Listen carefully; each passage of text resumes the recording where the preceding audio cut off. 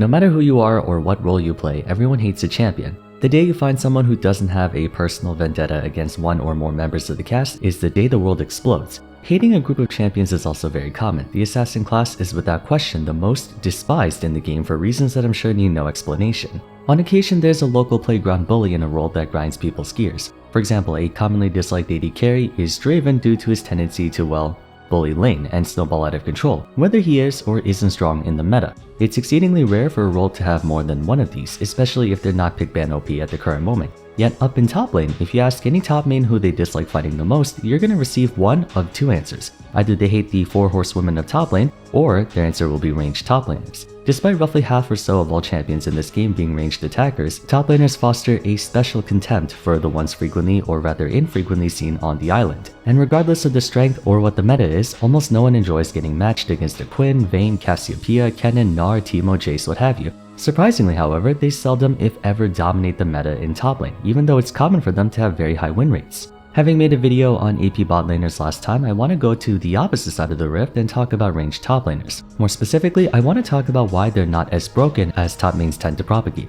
Full disclosure, I myself am a top main and have a vested grudge against ranged top laners just like everyone else, but I'll try my best to avoid letting bias over-exaggerate things. Also, unlike AP bot laners, which are a designated group of champions, there really isn't a formally established category for ranged top laners. As the term implies, it's any champion with range pressure, as top lane features primarily melee champions, immobile melee champions to be exact. Due to the role's isolated nature placing less emphasis on map rotations, it's the ideal location for juggernauts or tanks to farm up and steamroll the mid to late game. Conversely, it's also the role least likely to receive any external intervention, giving whoever wins the 1v1 up top a natural advantage.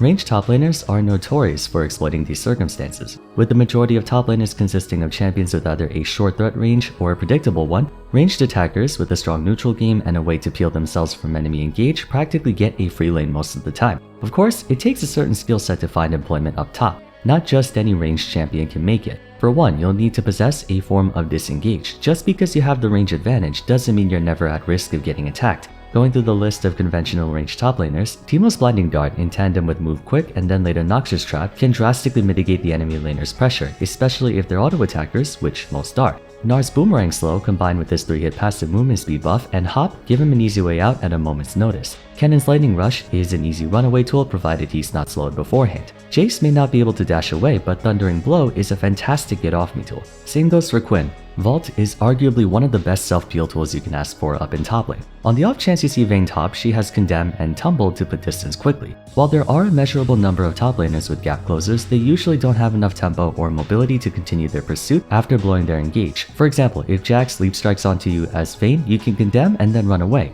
He doesn't have a second leap strike he can use immediately after. Juggernauts have it even worse. Assuming competent positioning, Kennen, Quinn, Aksha, Gnar, etc. should theoretically never let Juggernauts get close to them, not without losing all of their health first. You may have also noticed that ranged top laners typically have above average tempo, something in their kit that gives bonus movement speed. Kennen's E, Teemo's W, Gnar's W, Akshan passive, Quinn's W passive, Jace's passive and Kennen E, Vayne's passive, Cassio Q, and so on. This is probably more important to make note of than their range advantage, and is also the reason you don't see a Xerath or Lux up in top lane. The increased movement speed allows them to kite targets with consistently higher tempo, more so when paired with a slow of some kind.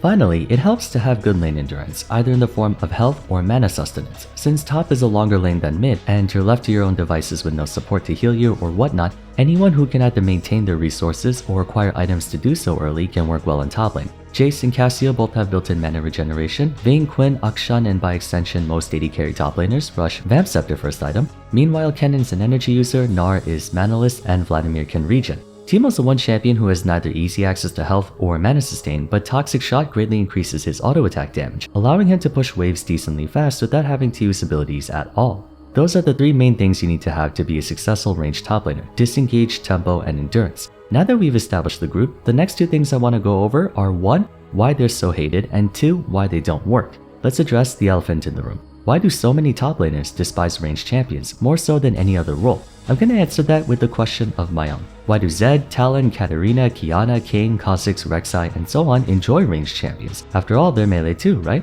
How can they be thrilled to face an enemy team of ranged attackers when top laners would ask to be put out of their misery at the sight of even 2 or 3? The main reason is how top laners exert their pressure. Out of all the roles, barring maybe AD carry, top laners have the highest persistent damage output, being able to stay in a fight for a very long time and continuously pump out damage. The caveat is that they tend to need time to get going. It is possible to get one-shotted by them, but for the most part, you need time to get that pressure off. Assassins like the ones I mentioned earlier can gap close on you within fractions of a second and nuke you 100 to 0 equally as fast. Moreover, they tend to be better at dodging whatever disengage tools you have or have enough mobility in their kit to press on even after you do so. Top laners, on the other hand, place less emphasis on evasion and more on head-on confrontation, but for many of them, even a small peel tool is enough to negate their threat capacity as their engage is more linear and telegraphed. Ranged top laners excel at maintaining the line of scrimmage, always staying just outside of most melee top laners' threat bubble while being close enough to still attack them, and if their opponent gets tilted and charges head-on, they have their peel tools in their back pocket. Now, more often than not, Jace's Thundering Blow or Nar's Hop is nowhere near sufficient to spare them the terror of Darius with Ghost and Stridebreaker, and that's kind of how the dynamic boils down to in top lane. The ranged champion continuously harasses the melee champ until the melee champ loses patience and all-ins. In a full-blown 1v1 fight, melee top laners always win against ranged because they have more base damage, more base stats, and so on. That being said, the only time they're allowed to do that is if they commit to an all-in, an opportunity that doesn't always present itself on favorable terms. If the ranged top laner is playing correctly, they're able to freeze the wave, build a minion lead, deal enough damage to where you're at a significant health disadvantage, or ideally all of the above.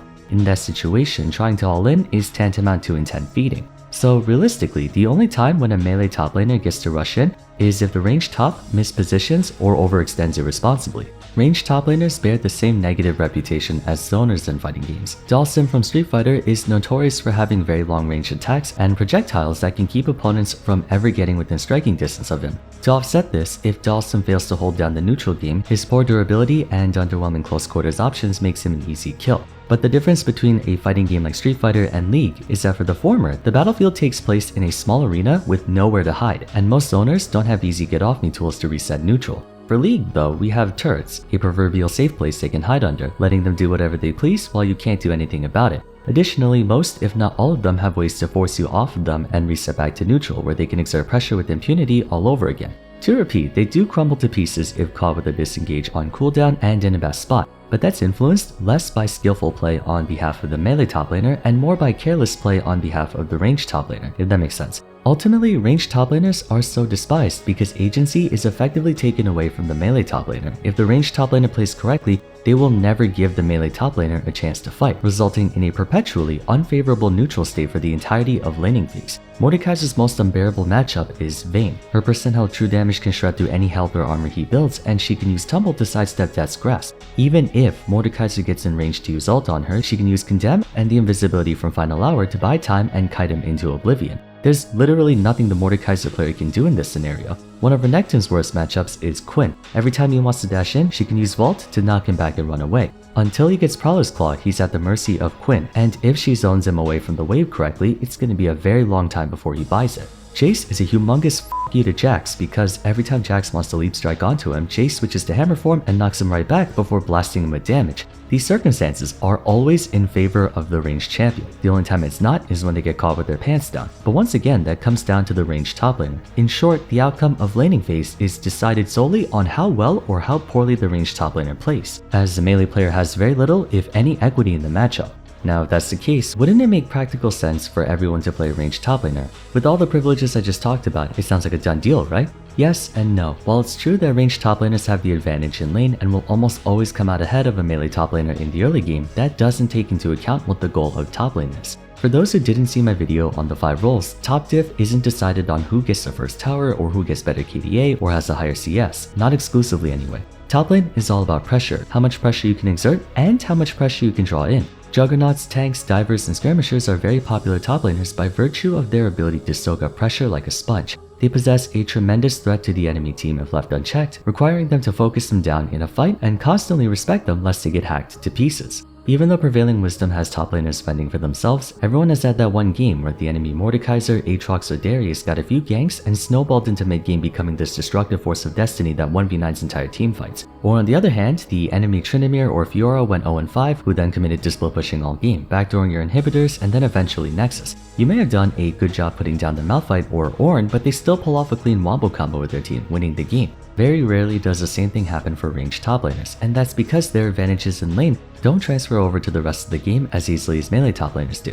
Don't get me wrong, I don't think anyone wants to deal with a fed Kennen or Kale, but by mid to late game your range advantage diminishes as everyone gets faster tempo, shorter cooldowns, more burst damage, etc. Even the melee champions. By mid game Darius, Garen, and Olaf likely have Stridebreaker and maybe Deadman's Plate to chase down the Jace or Akshan to hell and back. Jax and Tryndamere dash cooldowns have been drastically shortened, and they now also have enough damage to kill you in 3 or 4 autos. Also, that's assuming you have a lead in the first place. If you're a ranged top laner and you fall behind, you're never getting back into the game under normal circumstances. If you pick Jace, Kennen, or Vladimir and you lose lane to a melee, not only did you make the enemy Jax, Darius, Renekton, Fiora, or whoever a massive problem for your entire team to deal with, but you don't have an insurance policy to fall back on. Your side lane pressure is non-existent, especially compared to a Tryndamere, Yorick, or Nasus. You don't really have a lot of teamfight pressure compared to a Malphite, Ornn, or Mordekaiser, and what's more, by picking a ranged top laner, you placed the onus on your team to handle the pressure that you were supposed to take. Remember, top lane is all about exerting and absorbing pressure. That's what its champions excel at.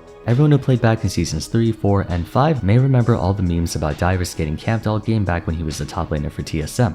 You want the opportunity to do a little bit more damage? I'd like the opportunity to play League of Legends. But that's partly what made him such an effective top laner. He was so good at being the team's punching bag that it got Bjergsen, Wild Turtle, etc. free time to farm up and get their mid-game power spikes. By absorbing pressure, you take it away from your team. Melee top laners are fantastic at doing so even when behind. Ranged top laners are not. Therefore, more pressure is put on the rest of your team. Pressure they may not be able to afford to take. It's hard to quantifiably explain, but I guess in layman's terms, by picking a ranged top laner, you're gambling on winning the early game hard enough to win the game through sheer oppressive offense, because if you fail to, or worse, lose early game, not only are you behind, but your team has one less person who is willing to take the L so your team can get the W.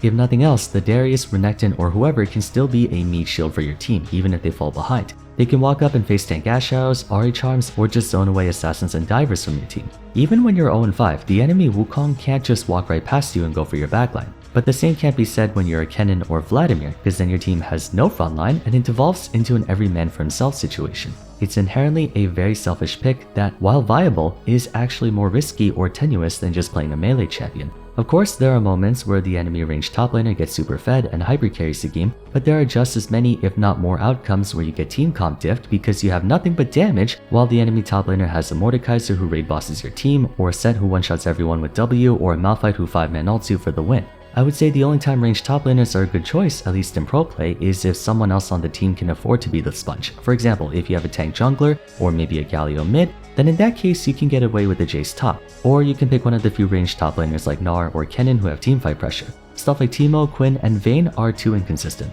But that's about all I have to say for today. Let me know your thoughts on ranged top laners in the comments down below, whether you agree or disagree with my points. As always, if you enjoyed the video, be sure to leave a like and subscribe. Really appreciate it. Don't forget to follow me on Twitter at Vars, join my Discord server, and check out my other champion group discussions if you haven't yet. But for now, thanks so much for watching, and I'll see you again soon in the next one.